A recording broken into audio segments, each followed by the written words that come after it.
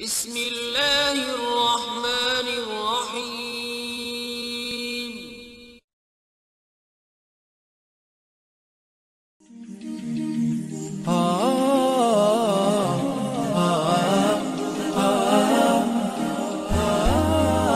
Bismillahirrohmanirrohim. Assalamualaikum warahmatullahi wabarakatuh. Solawat dan salam selalu dan tetap tercurahkan kepada junjungan kita Nabi besar Muhammad Sallallahu Alaihi Wasallam. Harapan dan doa saya, semoga saudaraku semuanya selalu diberikan kesehatan, dilapangkan rezekinya, diampuni dosa-dosanya dan dipanjangkan umurnya. Amin, ya Rabbal Alamin. Sahabat beriman yang dirahmati Allah, terdapat suatu kisah di dalam kitab Mashaibu al-Insan min Makaid Syaiton karangan Syaikh Al-Maqdisi Al-Hanafi yang menceritakan kisah tentang seorang ahli ibadah yang di ujung hayatnya meninggal dalam keadaan su'ul khotimah. Kisah ini merupakan salah satu yang sangat populer di kalangan masyarakat, khususnya di kalangan santri. Seperti apa kisahnya? Dan pelajaran apa saja yang dapat kita ambil? Diceritakan dari Ibnu Abbas radhiyallahu anhu, bahwa ada seorang ahli zuhud yang bernama Barsiso. Dia beribadah dalam kuil selama 70 tahun yang tidak pernah melakukan maksiat sedikitpun. Lalu iblis ingin menggoda dengan ilmu hilah atau rekayasa, maka pada suatu saat dia mengumpulkan para pembesar setan dan berkata, "Adakah di antara kalian yang mampu merusak Barsiso?" Setan putih berkata kepada iblis, "Saya sanggup merusaknya." Lalu ia berangkat ke tempat Barsiso dengan mengenakan pakaian ulama dan mengenakan sesuatu di atas kepalanya, lalu setan putih itu datang ke kuil Barsiso dan memanggilnya. Tetapi dia tidak menjawabnya. Barsiso tidak akan berhenti beribadah kecuali setiap 10 hari sekali. Tatkala setan putih tak mampu mengambil perhatian Barsiso, maka dia berpura-pura sholat dan beribadah di dalam kuil itu. Maka setelah Barsiso selesai dari sholat dan ibadahnya, dan ingin beranjak keluar, dia melihat setan putih itu tampil seperti ulama yang sedang sholat dan beribadah dengan bentuk yang sangat bagus. Lalu Barsiso bertanya kepadanya, "Kamu tadi memanggilku sementara aku sedang sibuk salat, apa yang kamu perlukan?" Dia menjawab, "Saya ingin bersamamu untuk belajar ilmu dan menirukan amalmu serta kita bersama beribadah sehingga aku bisa mendoakanmu dan kamu juga mendoakanku." Barsiso menjawab, "Saya tidak bisa bersamamu, jika kamu seorang mukmin, maka kamu mendapatkan bagian dari doaku yang kutujukan bagi semua orang mukmin." Kemudian dia beranjak salat dan meninggalkan setan itu.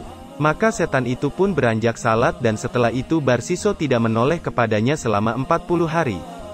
Setelah Barsiso selesai salat, dia melihat setan sedang berdiri salat. Tatkala dia melihat kesungguhannya, maka dia berkata kepadanya, "Apa yang kamu butuhkan?"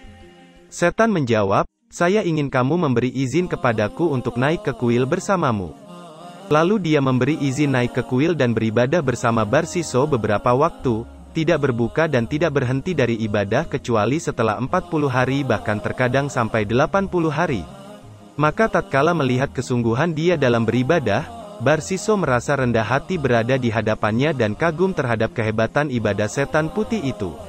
Dan setelah lama beribadah bersama Barsiso, setan berkata kepadanya, "Saya ingin pergi karena saya memiliki teman selain kamu. Saya mendapat berita kamu lebih baik daripadanya, ternyata saya mendapatkan sesuatu yang tidak sesuai dengan perkiraan saya sebelumnya." Kemudian Barsiso merasakan sesuatu yang besar dalam batinnya sehingga tidak mau berpisah dengannya karena dianggap lebih baik ibadahnya daripada dirinya.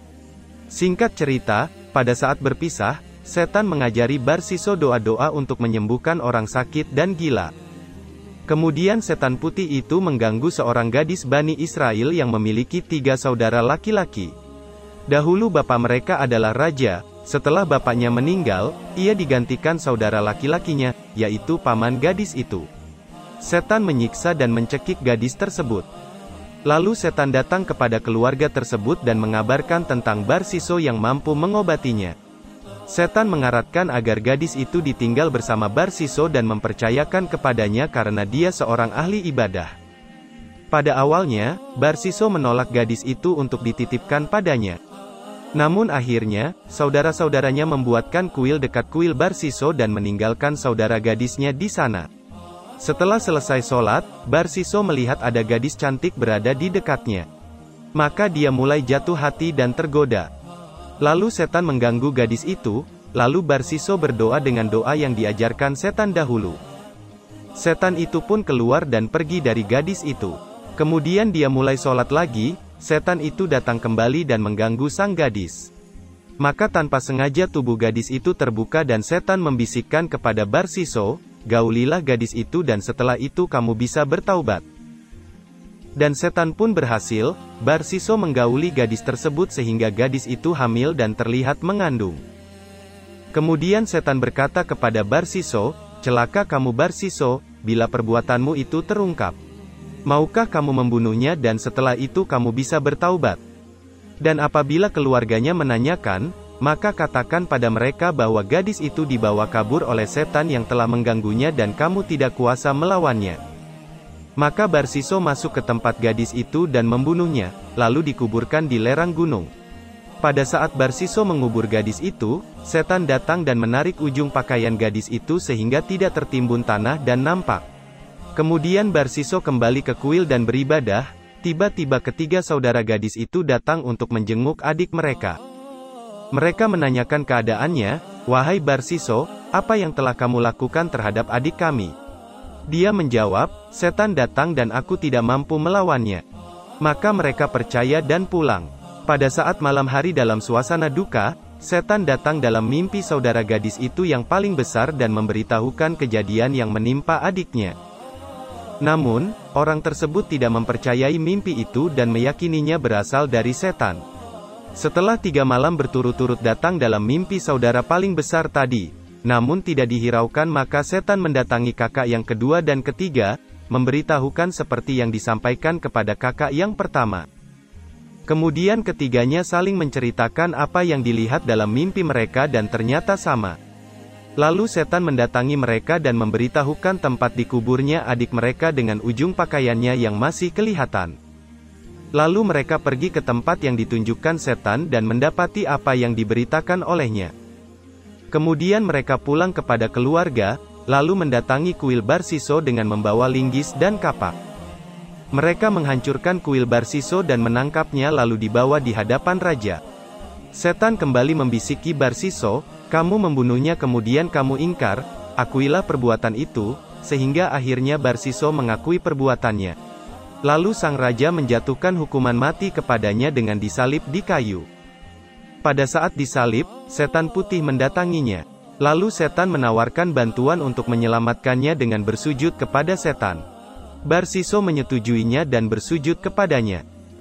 Setelah itu setan pun meninggalkannya sambil berkata, "Wahai Barsiso, inilah yang saya kehendaki darimu.